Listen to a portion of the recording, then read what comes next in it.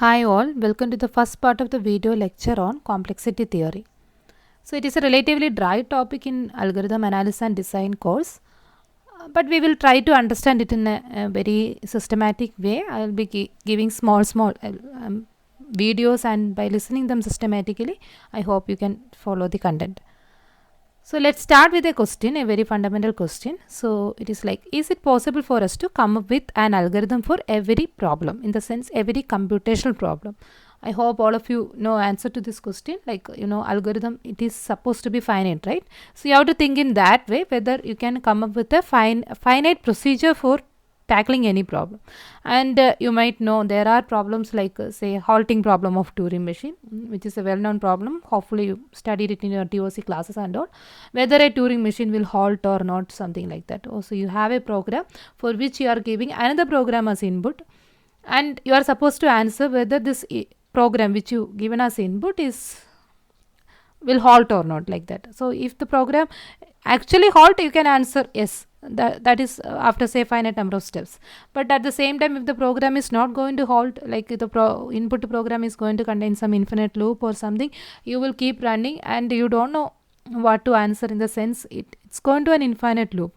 So to answer that this program is not going to terminate, means somehow you can so certain cases you can trace, but I'm just talking about the general case. To answer any given program whether it will halt or not, that no case, right? When it is not going to terminate, it will take infinite number of execution, right? So you can't answer that question in a finite number of steps. So this can be think of as a problem where there is no algorithm. So in general, answer to this question is no. In the sense, the algorithm is supposed to terminate after say finite number of steps or finite amount of time. But for a problem like halting problem or Turing machine, you can see that it's actually not the case. You can't come up with a finite procedure for that, right? So accordingly, we have the classification of set of all problems, in a sense computational problem. So you can broadly classify them into solvable and unsolvable. Solvable in the sense I have an algorithm for that, in the sense I have a finite procedure for doing tackling the problem, right? There exists an algorithm. And if no algorithm exists, in the sense no finite procedure exists, in the sense I can call the problem as a unsolvable problem. So that about the broad classification. Now we will focus more on the solvable category. Okay, so you can leave that unsolvable at this point. So when you look at the solvable category, so for which we have an algorithm, what about the difficulty level of the algorithm? Whether it is an easy algorithm or it is a hard algorithm. And by what sense you are going to say something is easy or hard, that we will see. So basically the time taken that you can take, if it is you can solve it in a say within seconds or milliseconds or microseconds, you can call it as easy algorithm. At the same time, suppose your algorithm is taking say 1 hour or 1 day or some years for finding the solution, you can call it as a hard problem. Okay, so something that is coming to your mind, right? So that thing only, but we will see it in a systematic, in a formal way. We will define what is a hard problem as well as what is a okay. But you don't have to worry much about easy problem, because most of the computational problem that you studied as part of the data structure courses as well as your algorithm design and analysis course, whichever algorithm you are familiar, most of them are easy only, and hard problems are what we are going to see in this topic, right? Under this complexity theory topic. So let me give you some examples, and some of them you are familiar and some you may not familiar, but still we will see everything. So let me tell you this shortest path, finding shortest path, right? In a given graph, how to find out the shortest path between a pair of vertices. What do you think? Is it an easy problem or hard problem? As I already told you, the problem that you studied already, like you know the solution, right? To find the shortest path, you have the Dijkstra's single source shortest path algorithm is available. Bellman-Ford algorithm is available. Then this Floyd-Warshall all-pair shortest path algorithm is available. So you can run any of these algorithm, and all of them will give you the solution in some the running time also. Hope you remember. If you are looking at a Dijkstra's algorithm, it is like a number of edges log number of edges, m log, and like that. Other one is like n cube, like that. So all are easy problem, right? So anyway, what is that formally what is easy that we will see. So for the time being, you know the solution, right? Some algorithm that is going to execute in a finite number of steps, and it is having some logarithmic or linear or cubic running time. You can call it as a easy problem. But let me tell you the counter problem for the same category, in the sense between a pair of vertices, finding shortest path is something very familiar for you, and it is an easy problem. But at the same time, if you want to find out the longest path, you can think about it. You are supposed to find out the longest path between a pair of vertices. Okay, so actually there is no easy algorithm that exists just like your Dijistra's algorithm or Floyd-Warshall's algorithm. So it is basically a hard problem. Okay, you don't have to worry about all the problems that we are listing here. Just I will introduce them, and which are all the problems that we want to know in detail, that I will explain. Okay, so when situation arises. So right now I am trying to give you some examples of these categories of problem. That's all. Shortest path is something familiar for you, which is an easy problem, but at the same time you can think about how to find out the longest path between a pair of vertices. You may feel like it is easy, but actually there is no easy algorithm that is available for this problem for the time being. Okay, so no one come up with an algorithm. So you may be able to come up with an algorithm, you may not, that we don't know. Okay, so the most of the problems that we study here is of this category. Okay, let me give you more problems. And another one is I don't know, the graph theory you study, right? So there you are supposed to know whether a graph is an Eulerian graph or not. Eulerian in the sense whether there is an Eulerian tour or circuit exists in the graph. Okay, and you know what is an Eulerian circuit or Eulerian path? Those things you hope you remember. So you are supposed to find out a path or a sequence of edges. It's what you are supposed to find out. And in graph theory, I think you call it as a trial, right? Anyway, so some sequence of vertices and edges that you have to find out, and you are starting from a particular vertex and you are supposed to come back to the same vertex. And when you are looking at the path, you are supposed to cover all edges of the given graph, right? Without repeating one edge more than one time. So every edge you are supposed to cover exactly once. Okay, and you have to cover every edge exactly once. So 2 points are important. Every edge you have to cover, and at the same time each edge you will visit only one time, and you have to come back to the original starting point. Starting vertex you can repeat, no issue. You can call it as an Eulerian circuit. So given any graph, whether that graph will contain an Eulerian circuit or not. So these things you studied in graph theory, I am just introducing you the problems, not introducing, I am just you are supposed to, I'm just telling you what is the problem, that's all. What is this application, relevance, everything I hope you already studied. Okay, anyway, let me ask you the question. Given any graph, how to find out whether the graph contain an Eulerian tour or not? Hope you remember the procedure, something like or the theorem like that. A graph is an Eulerian if and only if all vertices of the graph are of even degree. And I think you studied its proof also, why that theorem is correct. If a graph contain if all vertices of the graph are of even degree, I can say that definitely the graph is going to contain an Eulerian tour. So that problem is solved in a very easy way, right? Because we have a theorem like that, and the theorem says that. So just take every vertex and check whether the vertex is of odd degree or even degree. If you are getting all vertices are of even degree, that you can simply check, right? Maybe by looking at the adjacency list or matrix representation of the graph, you can solve it, and you can say that the graph is Eulerian, otherwise it is not. So some kind of yes or no question. Now at the same time, let me ask you the question whether the graph is Hamiltonian or not. Hope you remember what is a Hamiltonian graph, in the sense whether it contains a Hamiltonian cycle or not. So circuit and cycle, if you want, you can use it interchangeably, but in graph theory textbook and all, Eulerian circuit and Hamiltonian cycle. So that is how they are. The vertex is not supposed to repeat. That is Hamiltonian, right? So you have to find out a path and cycle, in the sense the starting and ending vertices are same, and such that it cover all vertices of the graph exactly once. So here in Hamiltonian cycle, we are looking at the vertices. We want to cover all vertices exactly once. Okay, every vertices are to be covered and exactly one time. In Eulerian graph, we have to cover all edges, not vertices, exactly once. Hope you know, remember the difference. Okay, and now can I ask you the same question? Given any random graph, is it Hamiltonian or not? Whether it contains a Hamiltonian cycle or not? Unfortunately, we don't have a theorem that says that a graph is Hamiltonian if and only if. There is no such theorem exist. But there are many on directional if then kind of theorems are there. But there is nothing like if and only if. If and only if you know the importance, like both direction it is true. A if and only if B means whenever A is true, B is also true. Whenever B is true, A is also true. Like that. Okay, so we don't have a theorem like that, but we have the similar theorem in case of Eulerian graph. A graph is Eulerian if and only if something is available. So it is easy.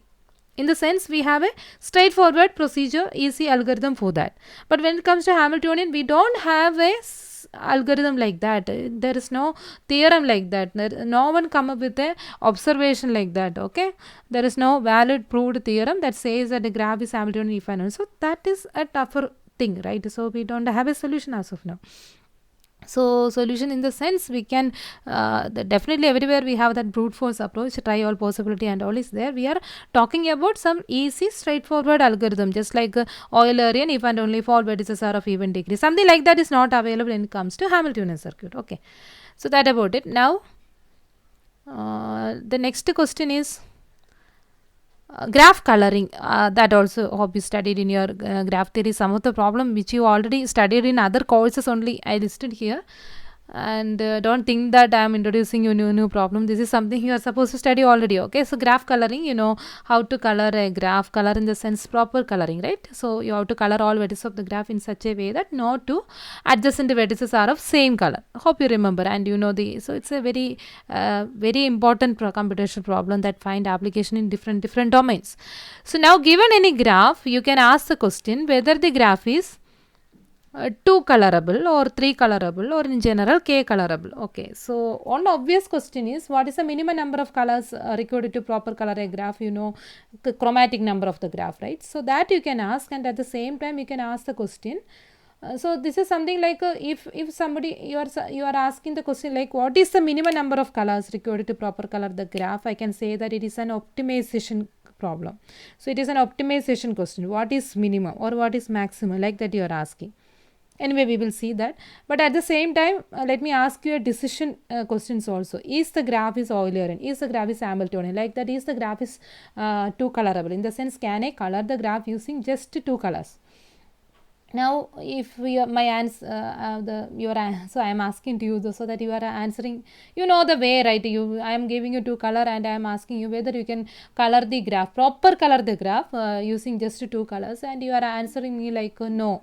You tested and you tried and you say that no, it is not possible using just 2 color. If I am trying with the 2 colors, maybe 2 adjacent vertices I am forced to give same color, something like that. Okay, so and at that point I can ask you the question, then is it 3 colorable? Okay, so again you are saying that you have taken 3 colors, red, yellow, black, something, and you are trying to color using those 3 colors, and again you got you find the observation, suppose it is manually verifiable, and you saw that it is not possible to color using 3 colors, and that time you will answer no. Then again I can ask, is it 4 color? And that time you are surprised to see yes, the graph is using 4 colors, I can easily proper color the graph. And now you can say that this 4 is going to be the chromatic number. So how I got that minimum number of colors? I repeatedly asked like can I color using 1 color, 2 color, 3 color, 4 color. So up to 3 the answer was no. When I am asking you is it possible to color using 4 colorable, say you got the result as yes, I can conclude that 4 is a minimum needed, right? So what is happening here? On optimization problem, what is minimum number of colors to proper color the graph? I solved it by asking series of decision questions. Is it 2 colorable? And you answered no. Is it 3 colorable? No. Is it 4 colorable? Yes. And I can conclude that yes, the minimum number of colors required to proper color the graph is 4, or the chromatic number is 4. So that is how this optimization and decision problems are related. We will see more examples later on. Now here what I want to tell you is, if you are looking at the graph coloring problem in general, if I have a graph and I am giving you some k colors and I am asking you the question, is it k colorable? The only possibility with you is try all possibility. for the time being for any random k.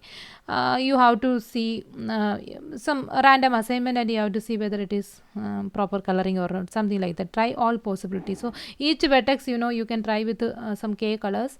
So we will see that problem again. Okay, anyway, and so first vertex you can try with the k color, second vertex you can try with the k color, like that, k into k into k into. See, if there are n vertices, k power n will be the running time, like that it will go. But same thing is for two colorability also, same thing is you can expect, like I am giving you two colors. The brute force approach says that first vertex you try say red or black, and at the same time when the first vertex is given either red or black color, second vertex you can assign red or black, in the sense if they are connected by an edge you have to give a different color. So like that, for every vertex there is two choice, two colors. So if there are n vertices, how many possible coloring are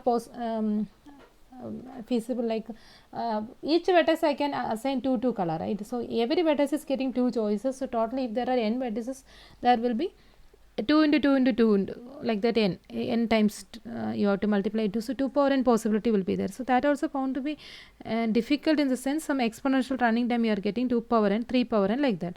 But luckily we have a very clever algorithm using that DFS. Hope you remember what is DFS, and we saw many applications of DFS also, like finding strongly connected components, topological sorting, etc. And similarly here also for two colorability checking also we have a DFS algorithm, DFS based algorithm that checks whether a graph is two colorable or not. Just only for two colorability checking we have this solution. So I will just give you a hint how it is working. So basically graph is two colorable if and only if it is bipartite. What is a bipartite graph? We are partitioning into two. If a graph is bipartite, first partition you can give one color, second partition you can give the second color, so that all vertices of the graph can be colored. So nice, right? So now how can you check whether it is bipartite or not? Hope you remember there also you might study the theorem, well-known theorem again. I don't know whether you know the proof or not. Graph theory you might study it. A graph is bipartite if and only if there is no odd length cycle, something like that. Okay, so now how to check whether a graph contains an odd length cycle or not? We have a algorithm from DFS. So basically this DFS based algorithm is indirectly used for this two colorability checking, and DFS is something an easy solution, right? And that you can use here, and you are going to get the solution for two colorability checking.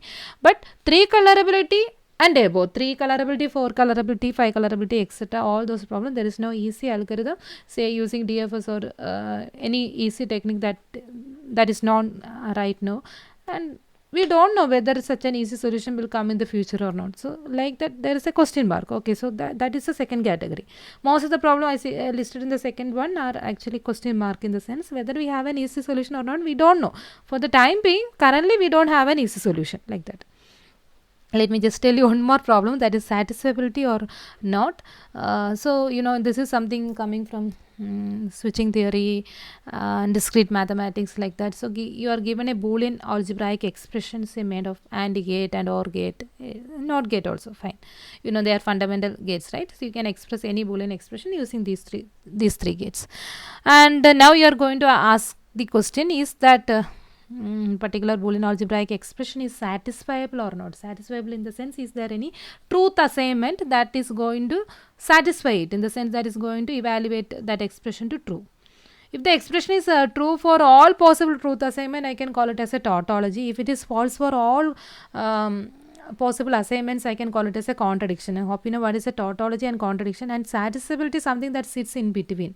I'm just asking you whether it is contradiction or not. A situation that is not contradiction is what we call as a satisfiable assignment.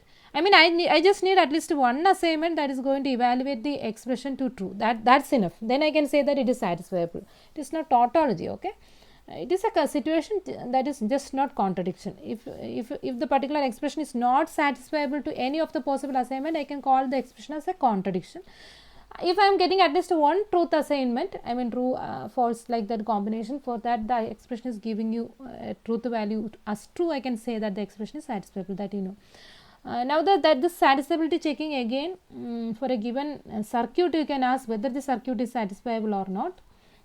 and the circuit you can express using, so then you call it as circuit satisfiability, like that. Then if you are expressing it using just a boolean formula, it is boolean satisfiability problem. And again, boolean expression you can express into some standard form, conjunctive normal form, distinctive normal form, like SOP and BOS, right?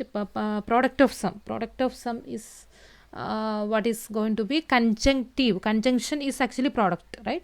Normal form, when it comes to discrete mathematics, the same concept only.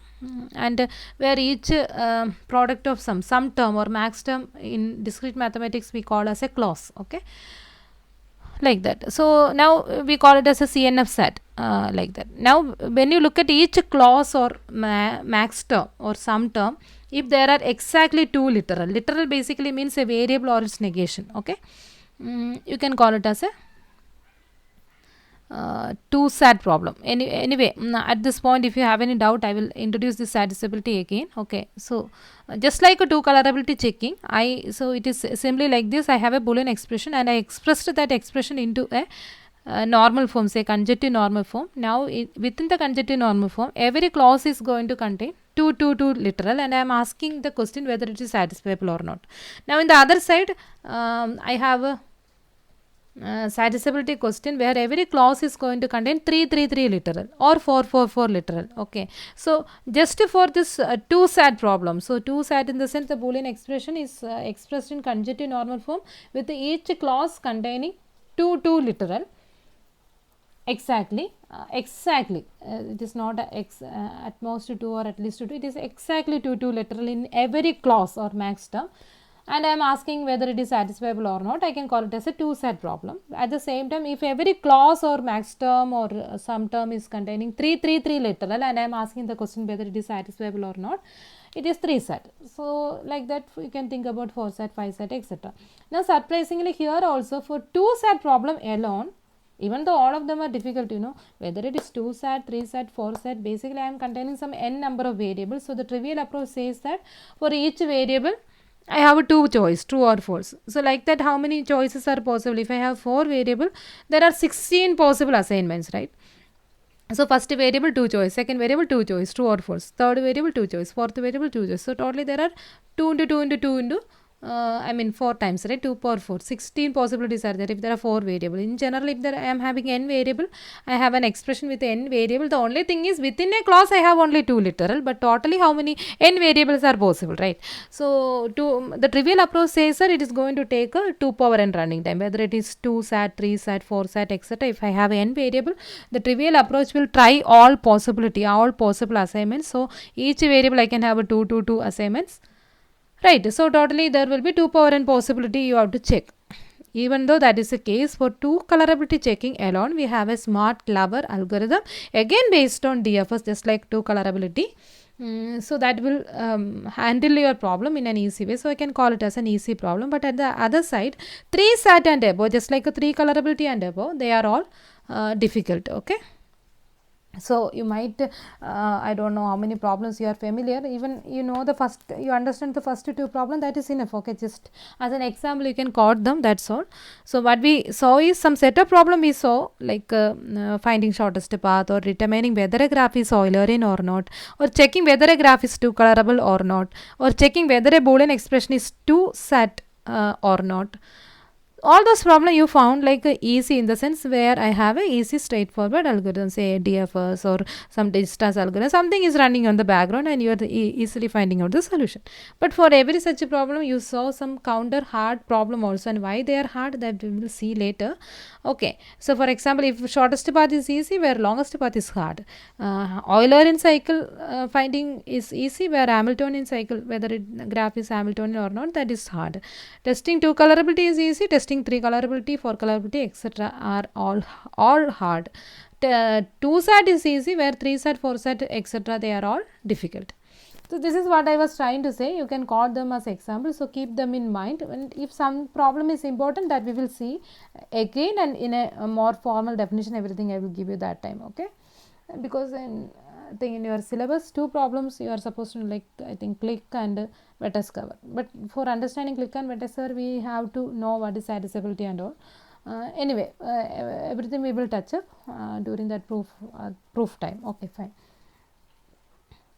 So anyway, I am repeating again. If you understand the first problem or one or two problem, that is enough. Don't think about the remaining things for the time being. Now, if there exists an algorithm, you know what is solvable problem means there exists an algorithm, that is for sure. Then what is next? If there exists an algorithm, we have to think about the difficulty, like whether it is easy or hard, like that. So we will look at the efficiency aspect. So accordingly, we have a easy problem which are all coming under polynomial time solvable category, and we have the difficult problem. Basically what kind of problem we are categorizing as difficult, they are or hard, they are basically exponential time solvable problem. Okay, so what is a polynomial time problem?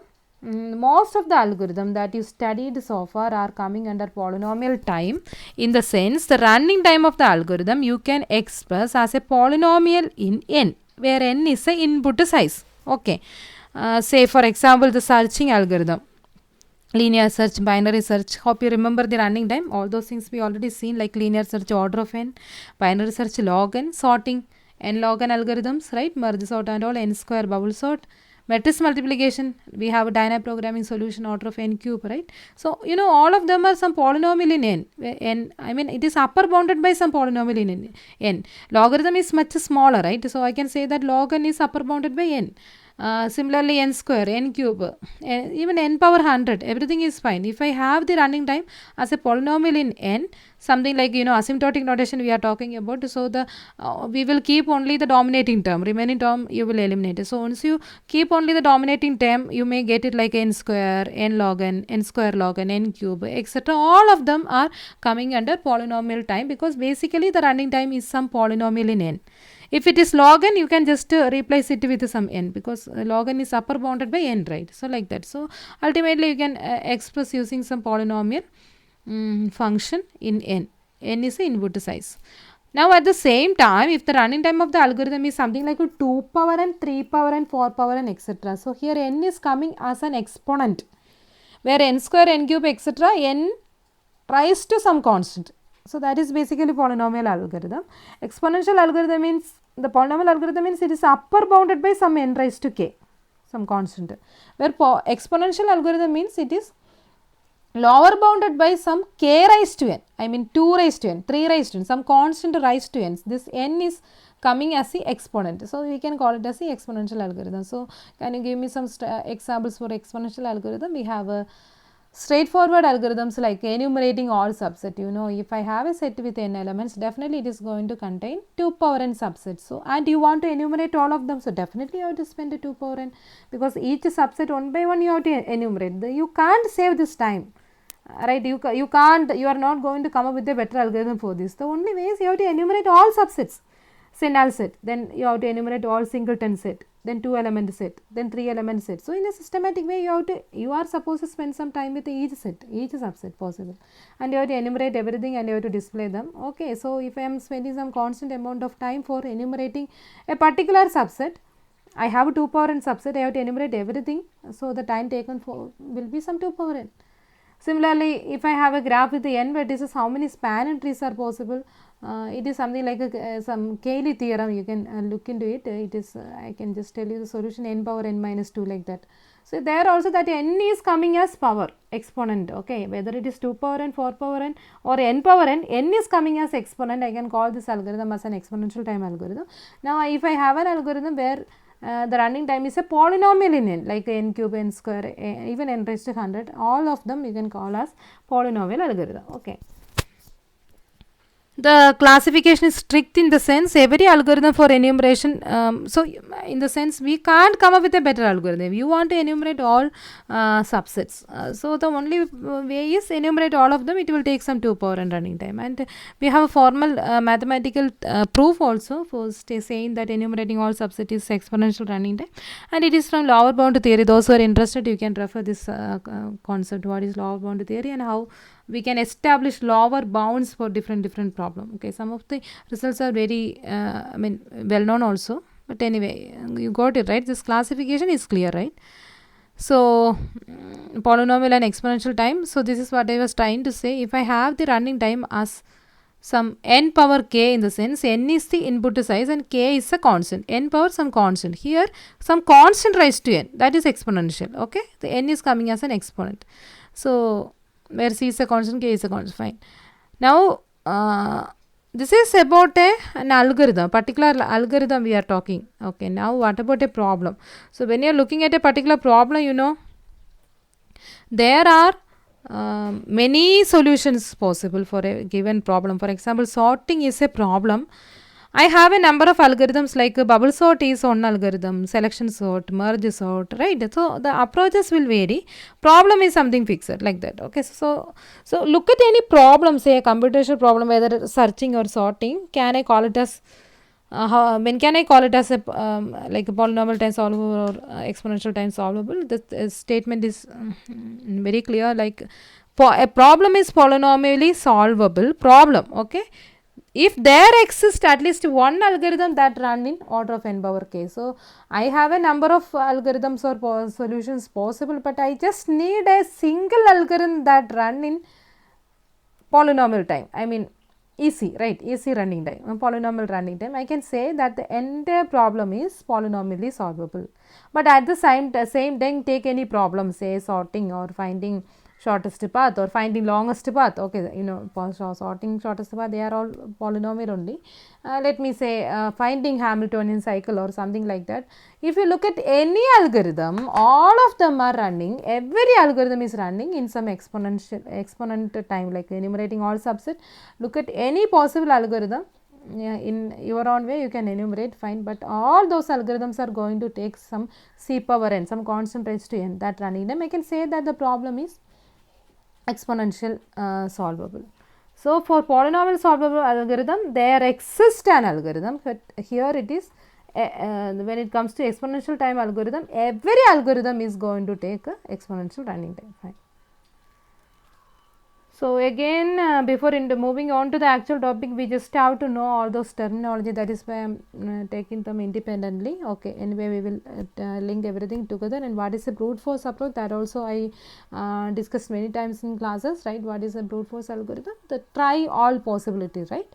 Or I can call it as an exhaustive search. I am basically searching all possible solution, and with the hope that I will get the solution soon. And so, but the worst case, you have to search everything, and at the end only you will get it. Sometimes you are lucky that the first time itself, when you try some combination, you are, yes, this is a solution, you are getting it. So it depends on how much lucky you are. But we in asymptotic analysis, we are worried about the worst case running, right? So worst case, definitely it is going to take some situation where you have to try all possibility, like that. Okay, so assume you don't know any sorting technique. So one simple example is given. Sorting is something, it's well known problem that you know, and many approaches also you know, like the bubble sort, selection sort, etc. But right now you have to assume that you don't know an algorithm for in the sense, and some well-known procedure for the sorting. You don't know merge sort, you don't know how these things are working, and you have to come up with a brute force approach for it. Brute force in the sense, a trivial brute force, in the sense some kind of try all possibility exhaustive search. So how can you do it? It is easy, right? So what you can do is, you have a problem. What is that problem? Given a set of numbers, you have to sort them. So what you can do is that suppose I am giving you some 100 numbers. So those 100 numbers you can arrange in 100 factorial ways. Say n elements can be arranged in n factorial ways, right? So each arrangement or permutation you check or verify whether it is sorted or not. Okay, so but basically you are trying all possibility. The first permutation you take and check. If it is not sorted, go to the second permutation and check. If it is not sorted, go to the third permutation and check. Like that, you know, if there are n elements, there will be n factorial permutation. So in the worst case, sometimes you may go for n factorial running time. Okay, but in the best case, maybe the first permutation itself may be sorted, and you can say report it as the sorted order. Okay, but we don't know how lucky you are. And now there is something important. What about the verification part, right? So you can try all possibility, that is fine, but how to verify whether a given possibility is sorted or not? So that basically we call it as a verification algorithm. So I am giving you some arrangement and I am asking you just verify whether it is ordered or not. How can you do it? It is very simple, right? So I am giving you some ordering among elements just to check whether a of 1 is less than a of 2, less than a of 3, if I want the elements to be sorted in increasing order. Non-decreasing order, strictly increasing order. So just verify whether A1 less than, A2 less than, A is the array name, okay, A of 1 less than, A of 2 less than. So that verification is very straightforward. If there are n element, all the pairs, nearby pairs you have to verify. So order of n comparisons you have to do, right? A of 1 you compare with A of 2, then if the A of 1 less than A of 2, then you can go for A of 2 less than A of 3 checking. If that is true, A of 3 less than A of 4 checking. At any point you are getting that checking as no, you can directly say that this permutation is not a valid sorted arrangement. Then you can take the second permutation like that. So given any permutation, the time taken to verify whether it is sorted or not, that verification part is just taking n order of n time if there are n elements, fine. But how many such verification you have to do? In the worst case, you have to try all n factorial possibility, and for the last possibility, say n factorial the possibility, again some order of n verification you need, and that time maybe the correct sorted order. But this is brute force, right? This will work. It is finite also. It will terminate after finite number of steps. So it is a solution actually, but the running time we can't guarantee. So that about it.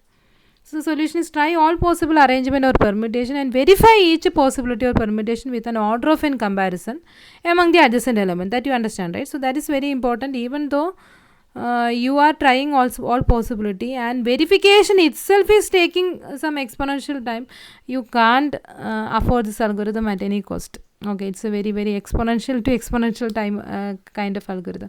But what we are interested is mostly the type of problem we are discussing here. The verification should happen in polynomial time. That is very important. And the final solution, okay, let it take its own running time, fine. But the verification is something that should be polynomial. Otherwise, the whole purpose is meaningless. Okay.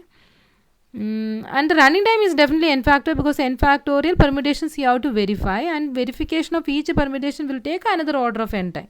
So it is something like n factorial into n, like that you can say if you want to be more precise, or you can ignore n and you can say that the running time is order of n factorial. So this is a brute force approach, right? Now lower bound theory, let me just tell you. So it's a mathematical concept where you will establish this is a minimum running time for this particular problem, like that. You can establish lower bound for a given problem. And for sorting, we have the trivial approach which is going to take n factorial running time. That is try all possibility, and from that when someone discovered that bubble sort or selection sort kind of algorithm, the running time suddenly reduced to just order of n square. Now from that point we have this merge sort, heap sort, etc., which is going to take n log n running time. Now the question is, can I reduce the running time from this n log n? So n log n, if you can reduce it to some n, that itself is a achievement, right? If you can reduce like n root n log n something, so can I reduce it further in the future? So that is a question. Okay, sometimes it may be an open question, but here it is not an open question. It is formally proved using this lower bound theory that no one can come up with an algorithm, better algorithm that takes time less than this n log n, say in the future also, for a general input. So that is something formally proved using the mathematical concept called lower bound theory.